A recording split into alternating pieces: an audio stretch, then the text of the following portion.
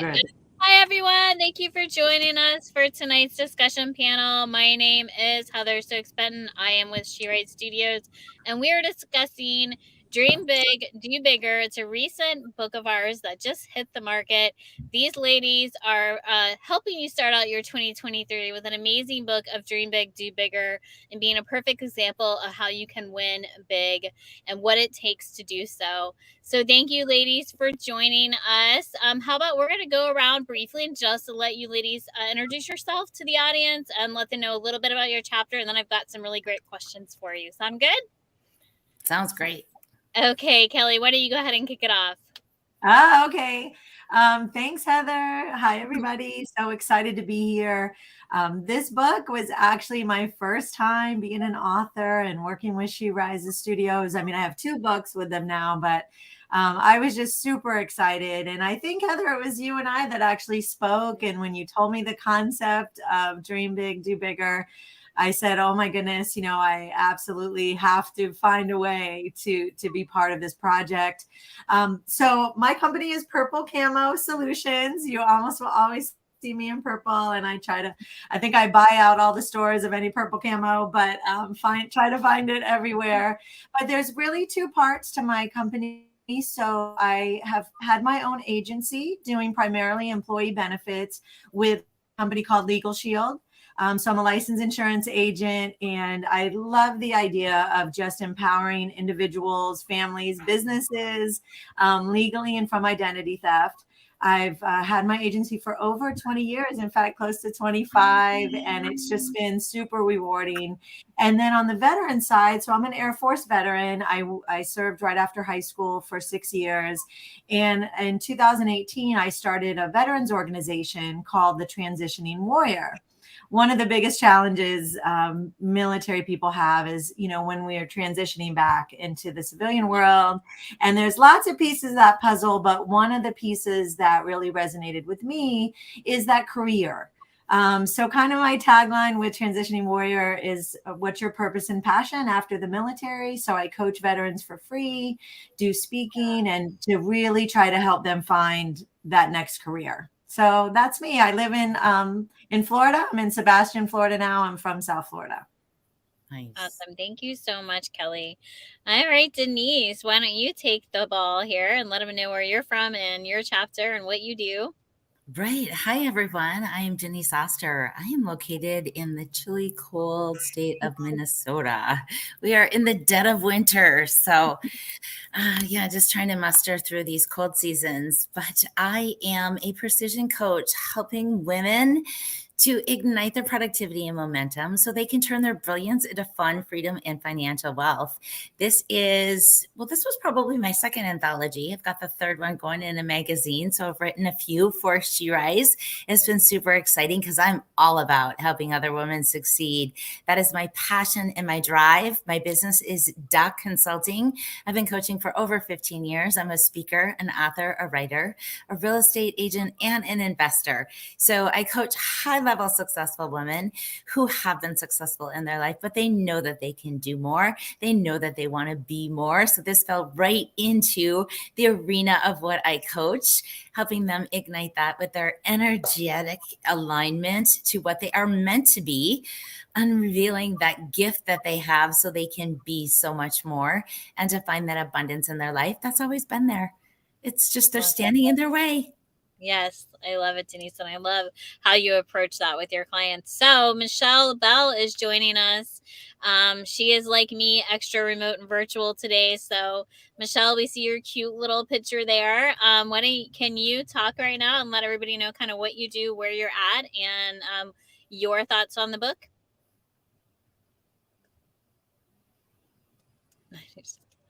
She's in the middle of after school pickup, so she might be able to talk here in a little bit. I understand how that is. I am actually running the show here from my car. That's why I have a virtual background, because my daughters are in play practice and ballet right now. And so, us moms just do what we got to do, right? Get the job done. No excuses, just power forward. So let's jump over to some of the questions that you ladies were sent. So why do women put off following their dreams? Kelly, what do you think is one of the themes you see consistent as to why women, put aside their dreams? Well, the first one is obviously family, not that all women end up, marrying young or having children, Mhm. but I think that if you do, if that's your situation, right? So I got married in the Air Force at 21. And unfortunately, we ended up only together for 6 years and we didn't have any children. But that's so wild because that question, one of the reasons that I ended my marriage was because when we were in the Air Force partly together and then college afterwards. And I'll never forget somebody saying to me, "Hey, where are you guys going to do? Where are you going to go after college?" And I said, "Well, I guess it depends where he gets a job." And I'll never forget my friend saying, "What do you mean? Maybe it's where you get the job." And I Right. realized that I had really, here I was, this confident, Mhm. young lady, 17, going into the Air Force and, traveling the world. And all of a sudden, here was this personality in my life, right? My husband that was, forced me to kind of question that and kind of put myself second, even just to him. And that was an eye opener. And believe it or not, we separated about a year later. And that was the start of it. So I think it's that we feel like we're supposed to, right? Follow the man. He's going to be the one getting the big job. When at the end of the day, I ended up with a pretty great career, that he could have Yeah, followed me. So I think that that's one of the main reasons is just that it's just in our nature to put, sure. the man, the children first. Yeah, it is. It is. Denise, what are your thoughts? There, how to unmute myself. Sorry about that. It's very much along the same lines of Kelly in different ways that we actually get in our own way and keep our own self stuck. By being the nurturers and the caregivers, we forget about who we are and what our needs are. And so, therefore, we have basically settled for putting other people's needs before ours because we don't think we're worthy enough or that we are enough to women have the guilt trip of feeling like it's selfish if I put myself first and if I take care of my needs and where I want to go and what I want to do before others, whether it be a spouse or children or family that they're taking care of. And we get stuck in the idea that we can't do more because we have other obligations. And that's just such a false sense of belief because we're constantly conforming to external society telling us and dictating our life instead of listening to our own inner truth to find our own inner happiness. Yeah. Michelle is trying so hard to stay connected and join to us. Michelle, are you there? Here. So evidently when you sit in your car, your phone overheats. Southern California. Right? Yeah, so I'm here. Yeah. I hope it's on the sitting in front of the air conditioner. Hopefully it stays. Yeah, I'm really happy to be here. You sound like a rock star. I mean, we haven't actually met. We're in the listen talking about things. You might. Yeah. Hold on. You're a little choppy, Michelle. Yeah, we're losing you. Let that phone cool off a bit. We'll jump back around. Yeah, I mean, I totally agree with everything Kelly and Denise, and I'm sure Michelle is trying to say about what we do with putting things in our other places. And I know I've gone back and forth with this throughout my life. I started out like Kelly, just very, and Denise, I'm sure too, very career driven. Like I just was driven to accomplish certain things, and I did. I didn't have kids till later in life, but even just other things get in the way. I think societal views, even if you become in a situation where you got to take care of your parents, it's just always assumed that us as women are going to be the ones to step in. And it's not that we don't want to step in, it's not that we can't step in, but I think it's a matter of learning to find that balance and remembering that your worth is important too, even if it's the worth of you as the housekeeper and the home runner. I know I have these conversations, and I'm sure Kelly, you have too, where you're sitting down with the family and you're doing either life insurance planning or estate planning, And sometimes the husband or the main breadwinner, whichever party it is like, oh well, they just stay home and take care of the kids, they don't need life insurance. And I'm like, really?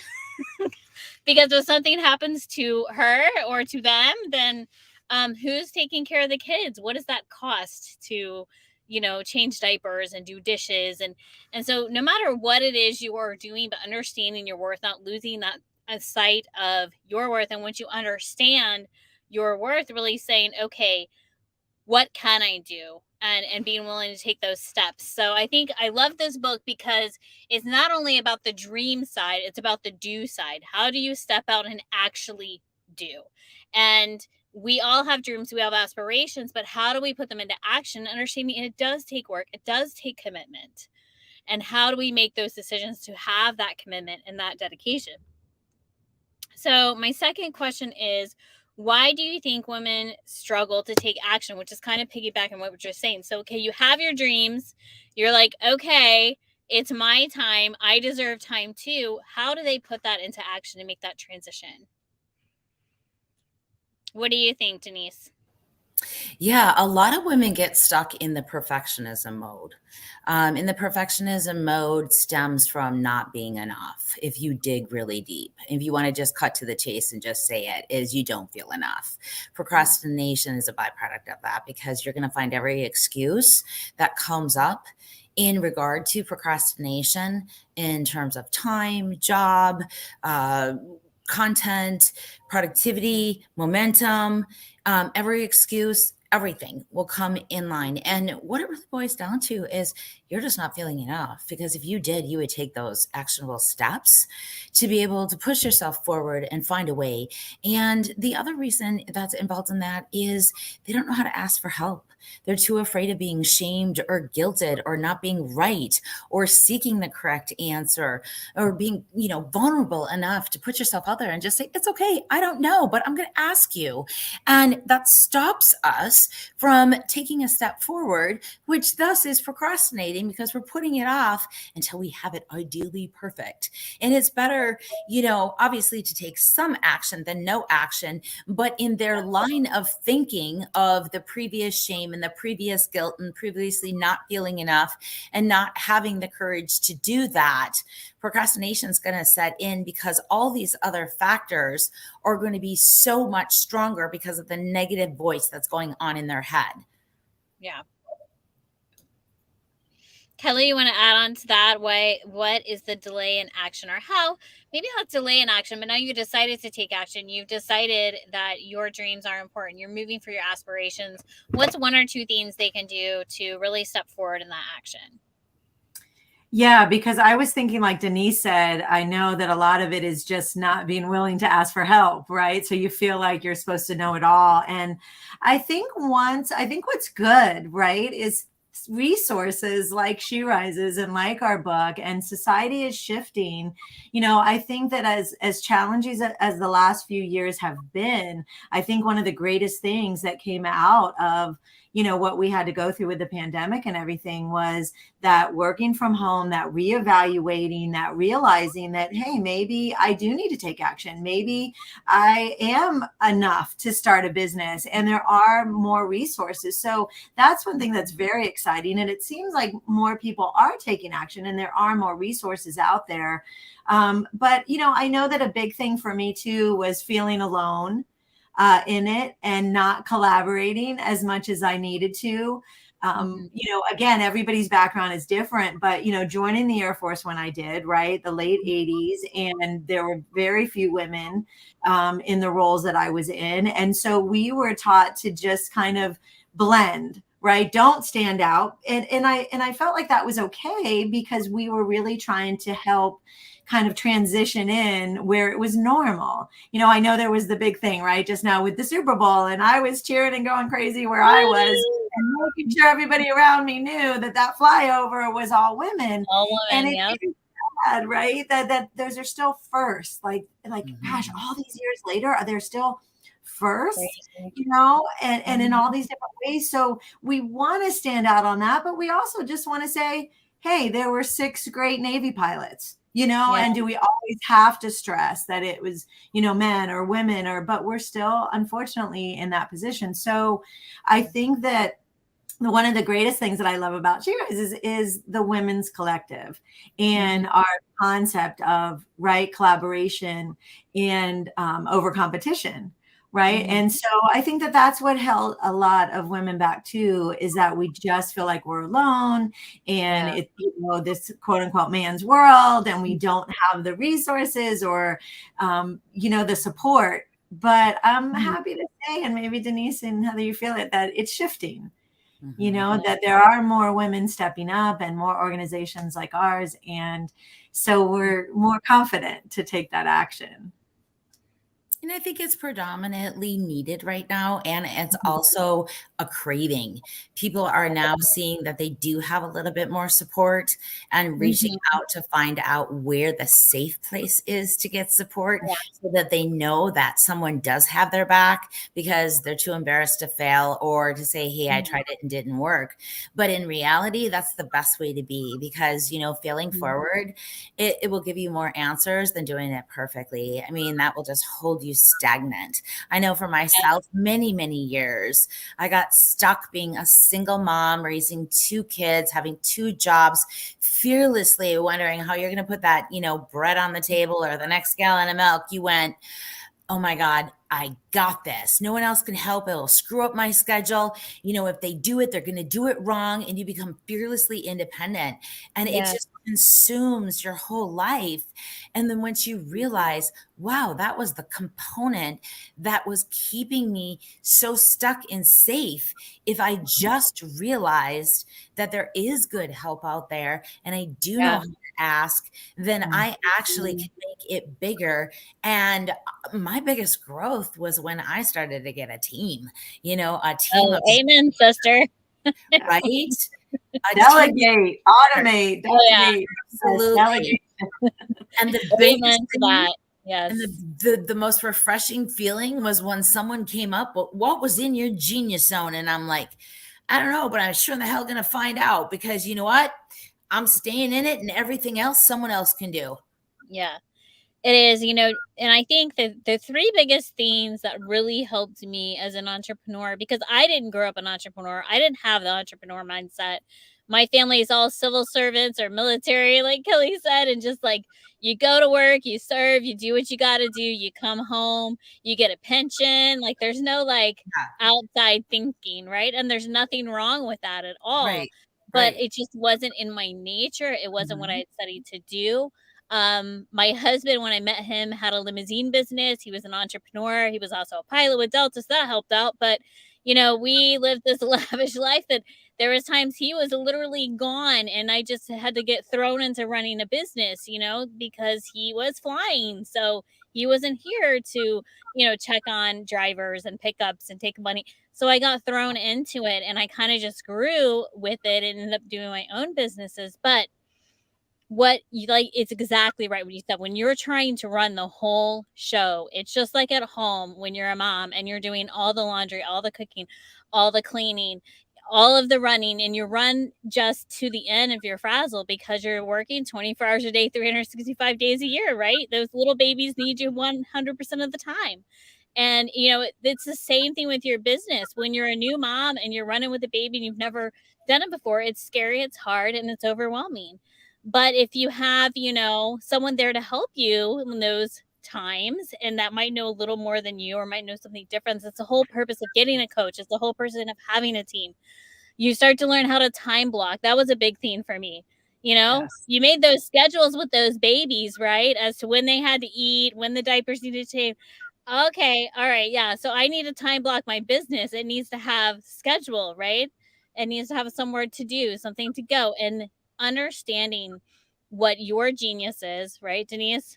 Knowing what you're good at, and then finding the people that can do the other stuff. Absolutely. Absolutely. Just Absolutely. that burnout for sure. Big help. So, ladies, think about your chapters really quick. What is something out of your chapter that someone listening or someone picks up your book can say, wow, that is a takeaway for me to take my business or my dreams into fruition in 2023? Well, my chapter is Give Faith a Fighting Chance. And how it stemmed from was the experiences in my life. I had always, had this superpower, like genius zone of the energy, but really ignored and put aside what my intuitive gifts were. I mean, you could tell things growing up that, light bulb moments came about, but you're too frazzled in your own hectic life as a single mom doing everything for everybody else that you didn't pay attention to the signs and your intuition of what was going on with you to unravel those gifts. You were just, I was just the Energizer bunny, I was just waiting for that battery to just click out. Right. And it got me to a point where it's like, oh, well, there's just bigger batteries. Right. And so I said, no, this is not the way it operates, because if you go inward and you're really heart centered out of it, and you get out of your head and into your heart to believe that you are enough, that you are worthy, and there is a better way, and that you can find that sphere of influences, the sense of knowing that comes through you and in every single thing that you do, whether it be work, life, business, personal life, and you understand and just naturally feel that sense of knowing that you are in alignment with yourself. And for those of you who don't know what alignment is, it's a feeling. It's a feeling. Everything we do in life is for a feeling. And when you have that feeling that it feels good, that is the sense of knowing that you are on the right track and that you can believe and trust in yourself. And to work that up, to know that you not only believe in yourself, you believe in your decisions that you make, and you believe that even if you make the wrong choice, there is an answer and a reason for it. So you need to go with it, because it will lead you to the doors that are open. So no matter what you do, put fear aside, because faith will give you a bigger vision and rise up. Yeah, I hear you on that, Faith. In fact, the first chapter I ever wrote for She Writes Studios was becoming an unstoppable entrepreneur, and it was faith was in the title. And some people took it as I meant Christian faith, and I didn't. I meant faith in yourself, right? And it goes past believing, like you said, to true faith and knowing. That's what's going to It's the difference encapsulate between believing and knowing, right? And so we don't plan to fail, we fail to plan a lot of times. But when you get into that genius, that mode of, you're like, okay, I can see the forest from the trees now. I know exactly where I'm headed. I know exactly how I'm going to get there. And if something little happens, it's okay, because I know.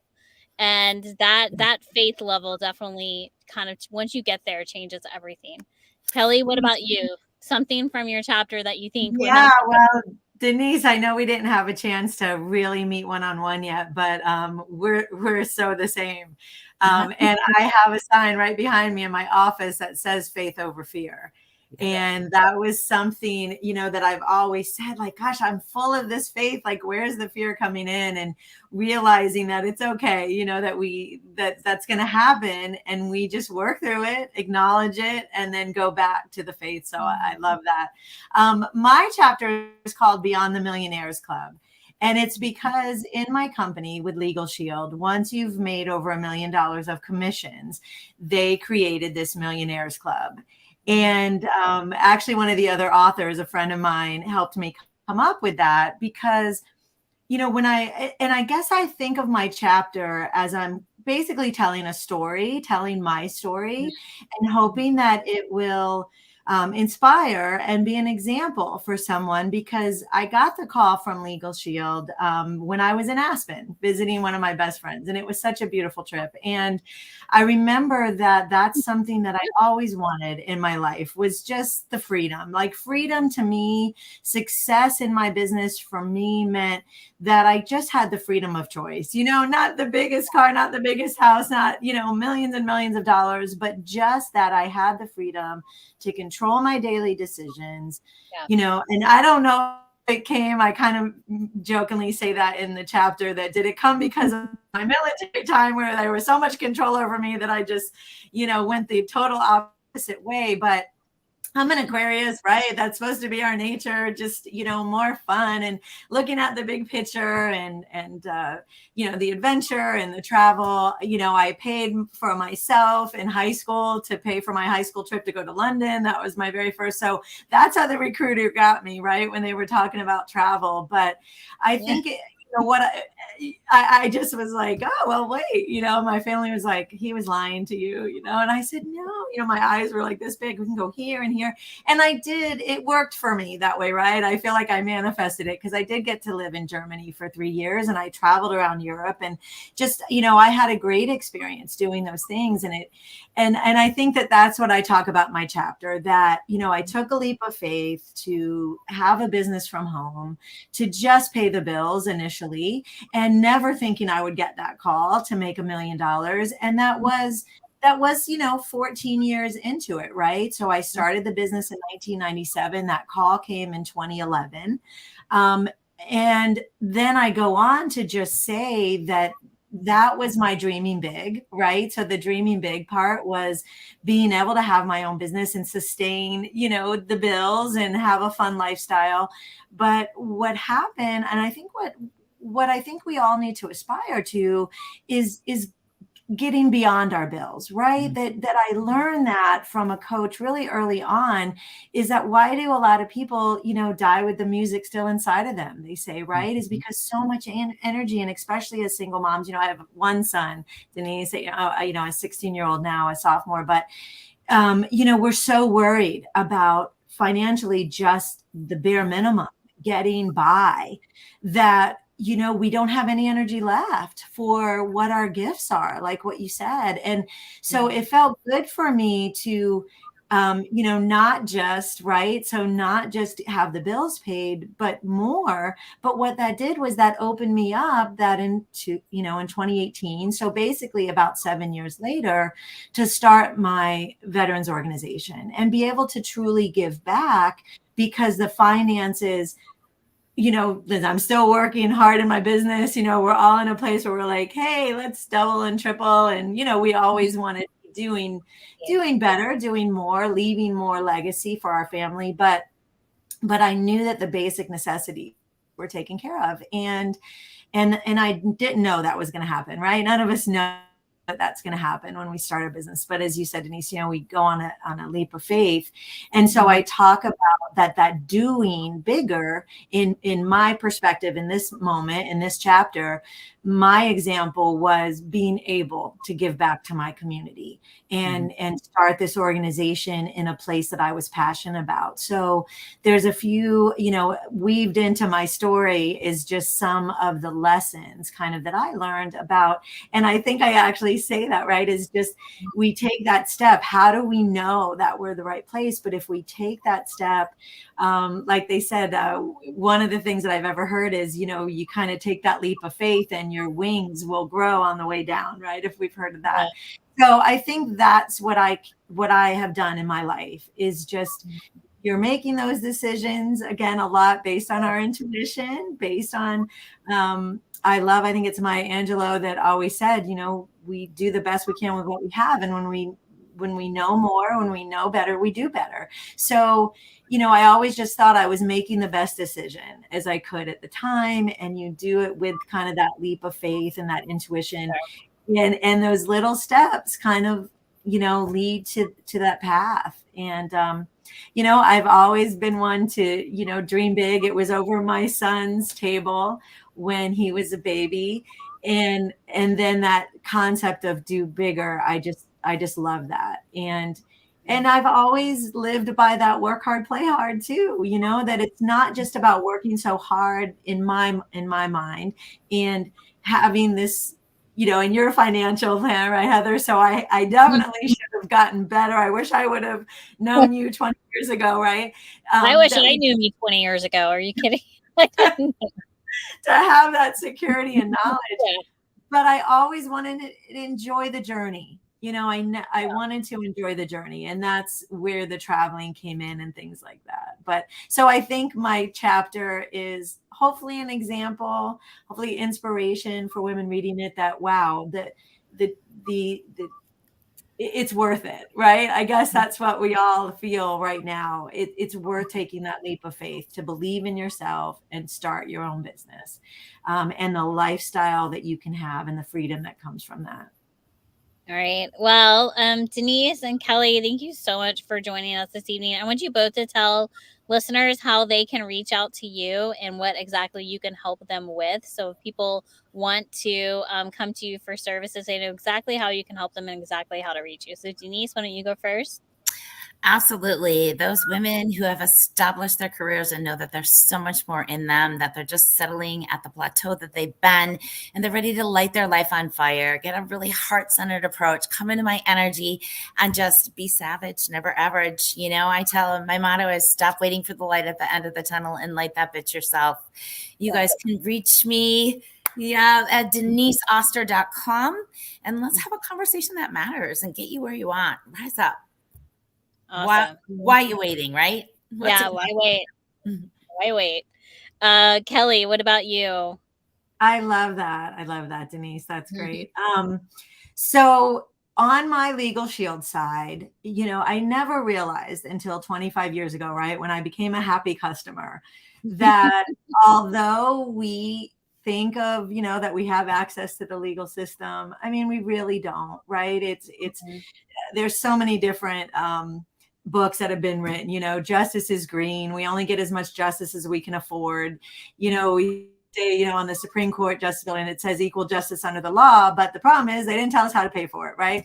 And I think that once I started realizing that, yeah, we think of the public defender system and we think of that, but guys, we're all aspiring to be, just like I said, having that control over our lives, having resources like the mega wealthy, whether we're there or not. And so I can really help just families feel more powerful, because attorneys really are there as a resource, right? I mean, they get a bad rap, but our society is controlled, right? Every aspect of our life. And I can tell you just a short thing, when COVID was hitting and in the middle, I took a road trip with my family through 8 states. And honestly, the only reason I felt confident to do that was because I knew I had that attorney in my pocket, 24/7 for questions, for issues.